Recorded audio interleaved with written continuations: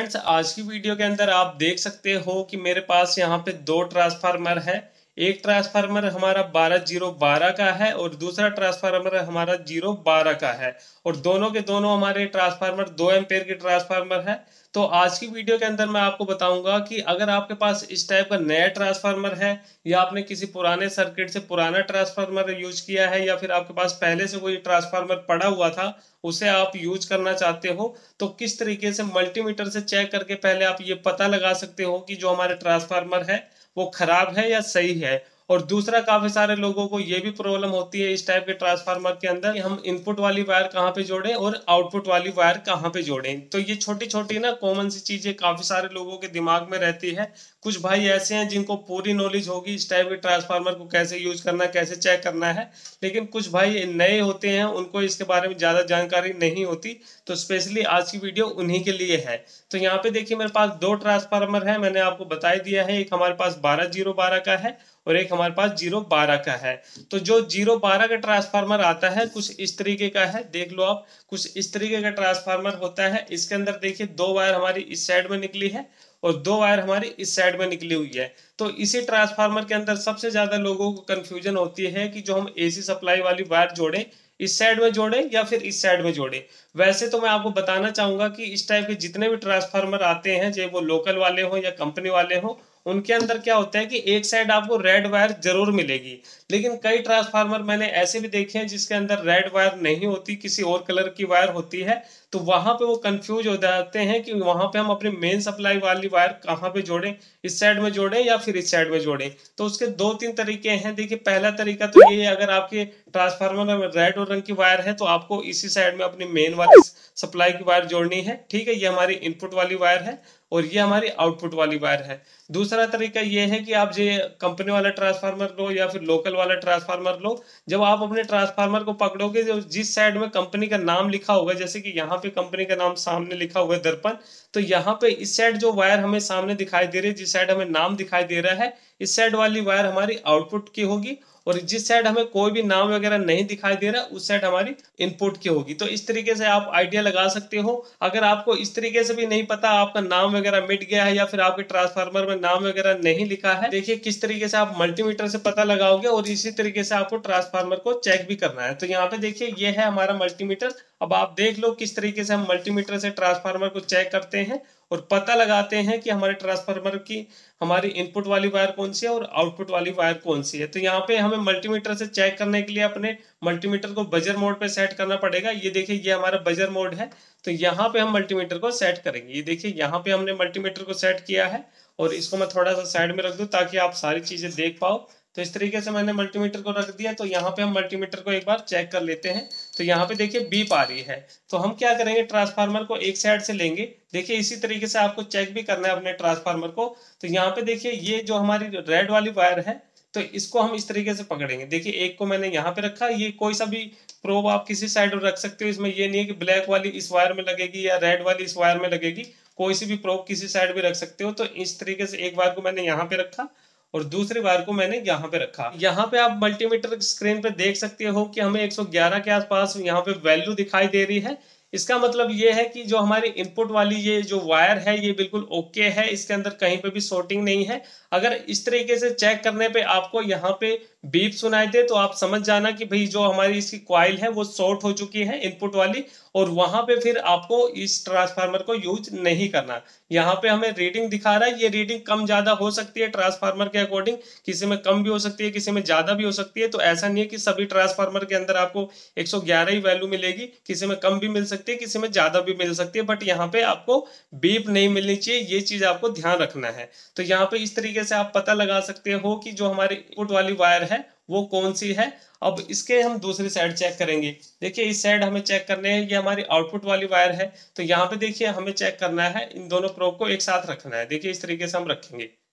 तो यहाँ पे देखिए जैसे मैंने दोनों वायर को प्रोब के साथ में जोड़ा तो यहाँ पे हमें साफ साफ बीप सुनाई दे रही है। तो इस तरीके से यहाँ पे आपको बीप आनी चाहिए। अगर यहाँ पे आपको बीप ना सुनाई दे तो समझ जाओ कि जो आपकी कॉइल है वो कहीं से ओपन हो चुकी है और वो आपका ट्रांसफार्मर खराब हो चुका है। तो इस तरीके से आपको देखिए एक साइड जो हमारी इनपुट वाली वायर है जिसको हम प्राइमरी वायर भी बोलते हैं, ये हमारी सेकेंडरी वायर होती है। तो एक साइड तो आपको वैल्यू मिलनी चाहिए, इस साइड में आपको बीप नहीं मिलनी चाहिए, ठीक है। और यहीं पे आपकी जो हमारी मेन सप्लाई वाली वायर है जो कि 220 वोल्टेज हम देते हैं इसी वायर से देंगे। और दूसरी साइड जो कि हमारी आउटपुट वाली वायर जिसको हम सेकेंडरी वायर भी बोलते हैं, यहाँ पे हमें बीप मिलनी चाहिए। अगर यहाँ पे बीप नहीं मिल रही तो समझ जाओ इसकी जो कॉइल है ओपन हो चुकी है, और यहाँ पे अगर आपको बीप मिल रही है तो समझ जाओ ये शॉर्ट हो चुकी है। तो इन दोनों कंडीशन को आपको समझना पड़ेगा। तो मैं आपको फिर से बता रहा हूँ कि इस साइड हमारी जो इनपुट वाली वायर जहाँ पे जुड़ेगी, जहाँ पे हम 220 सप्लाई देते हैं, यहाँ पे आपको कुछ वैल्यू मिलनी चाहिए स्क्रीन पे, आपको बीप नहीं मिलनी चाहिए, तब ये सही माना जाएगा। और इस साइड में जहाँ पे हमारी आउटपुट वायर मिलती है जिसको हम सेकेंडरी वायर बोलते हैं, यहाँ पे आपको बीप मिलनी चाहिए। अगर आपको यहाँ पे बीप नहीं मिल रही तो आप समझ जाओ कि आपके ट्रांसफार्मर की जो हमारी सेकेंडरी वायर की कॉइल है वो ओपन हो चुकी है। तो इस तरीके से आपको 0-12 ट्रांसफार्मर के अंदर चेक करना है। ये आप मल्टीमीटर से भी चेक कर सकते हो। अभी मैं आपको सप्लाई दे के भी चेक कराऊंगा कि ये किस तरीके से काम करता है। तो उसके बाद देखिए हम इस ट्रांसफार्मर को लेते हैं। इसके अंदर तो भाई टोटल हमारी 4 वायर थी तो इजी था समझना, लेकिन इसके अंदर क्या हमारे 5 वायर दे रखी है टोटल। देखिए आउटपुट साइड में हमें यहाँ पे 3 वायर दे रखी है और इनपुट साइड में हमें 2 वायर दे रखी है। तो इसके अंदर भी वही तरीका है सेम। इसके अंदर जैसे कि आपको अगर पता लगाना है कि हमारी एसी वाली वायर कौन सी है, तो इसी तरीके से आप पता लगाओगे। जिस 2 वायर के अंदर आपको टच करने पे रीडिंग मिले, बीप ना है, तो समझ जाओ वो हमारी प्राइमरी वायर है जिसको हम इनपुट वायर भी बोलते हैं। तो इसको भी देखिए हम उसी तरीके से चेक करेंगे।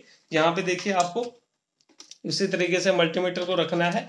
यहाँ पे देखिए मैं आपको दिखा रहा हूँ, सारी चीजें मैं आपको प्रैक्टिकली करके दिखाऊंगा। ये देखिए इस तरीके से मैंने रखा और इसको मैं यहाँ पे रख रहा हूँ। तो इस तरीके से आप देख सकते हो इस वाले ट्रांसफार्मर के अंदर जो हमारा ये वाला ट्रांसफार्मर था, इसके अंदर हमें 111 के आसपास वैल्यू मिल रही थी और इसके अंदर हमें वैल्यू ज्यादा मिल रही है। यहाँ पे आप देख सकते हैं 155 के आसपास यहाँ पे वैल्यू मिल रही है।